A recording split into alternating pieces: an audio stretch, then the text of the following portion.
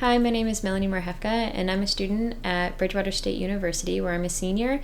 I'm taking Photo 2 with Professor Ivana George, and we got to have the privilege of hosting a discussion series with some guest professional artists and photographers, where we were able to learn a lot about what it's like and what to expect going into the world and trying to make a career out of this. We each came up with a series of 10 questions. I'll share those with you now. Asking these questions, I was able to learn a lot. While ads can be a useful source of generating clients, the best way I found out was actually networking and making friends. And word of mouth is probably the most valuable way you can get new clients. So it's important to go out and make friends with people and have interactions that are professional and positive. I also learned that you have to take initiative, like a lot of initiative, by blind calling, blind emailing, or blind writing complete strangers to try and promote your work or talk to them about potential work that they might want. I also learned that music photography alone isn't enough, and that is the career I wanted to go for. That specific niche, music photography, is what I'm interested in. Also, like events and film, behind the scenes for films. But as it turns out, almost every music photographer out there also has to work in other niches to generate income for themselves. Such as wedding photography, corporate photography, food photography, product photography, maybe even videography. And that's after they've already become a full-time photographer. I learned that it can take up to 5 years or longer to actually be able to work as just a photographer and not have supplementary income from non-related careers or jobs. I also learned about working with clients, and specifically with musicians. I was worried and concerned about me not being a musician and working for music, but Sasha Pedro put that worry to ease. And also, I learned that you don't always need to use the instrument. In fact, sometimes it's better if you don't. And if you're trying to get inspiration for poses or whatever, just go to the musician or the subject, because a lot of time those people are also creative in their own ways, and you can listen to their music or talk to them about ideas they have to inspire you for a session.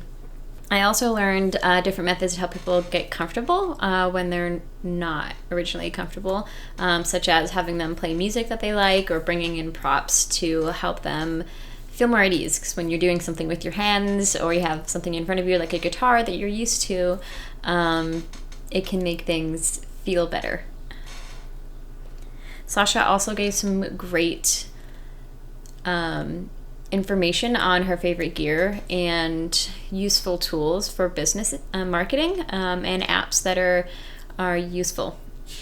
And I was able to look into some of those, and I plan on incorporating some of these things into my 5-year business plan. Thanks to the guests in class, I learned that I need to start focusing more on the business side of photography rather than just honing my craft as an artist.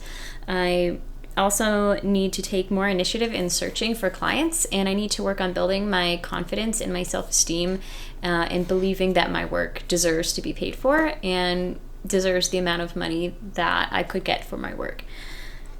This means letting go of my insecurities and being able to embrace a more assertive nature. I also learned how important licensing is to a photographer. It's not something I've done before, and putting a time limit on the use of your photographs is one of the main sources of income for many photographers, especially if you're not getting referrals or credit for each time somebody sees that photo. Being able to be paid for a certain amount of time is really useful, and it is common practice, and it's not something I learned enough about. So I definitely was able to learn about licensing and was encouraged to go and research that further. I'm going to apply all of these things by making a 5-year business plan for myself throughout the next semester. I'm also going to be working to develop my portfolio with the kind of niches I want to attract to myself. Rather than just taking photos and editing them wherever I can, I'm going to try and seek out the specific kinds of work that I want. The benefits my career path has a lot to do with leading a satisfying and happy lifestyle and being in a career that satisfies me. I think that means a lot more to me than pretty much any amount of money. Unfortunately, one of the downsides with this career is that it is really difficult and time consuming, lots of long hours, really having to put yourself out there, and networking can be a challenge sometimes, but if you develop the right skills, it's worth it. I also learned that you can't really make enough money as just a music photographer, which I was sad about because I really just want to be traveling and, meeting the kinds of people that I want in my life, which are creatives. But I will also have to work in other niches of photography and videography if I want to make a living behind a camera. I was able to actually develop an interest in other niches and career paths through this research. Before this, I was not really willing to work in weddings. I was really scared of the amount of stress that goes into a wedding. It can only happen once. You have no chance to reshoot. Everyone's heard of the Bridezilla story, which always kind of scared me. But after seeing some of the other photographers really love and be passionate about wedding photography, I'm not as scared. And I know that working in weddings could be really beneficial for me financially.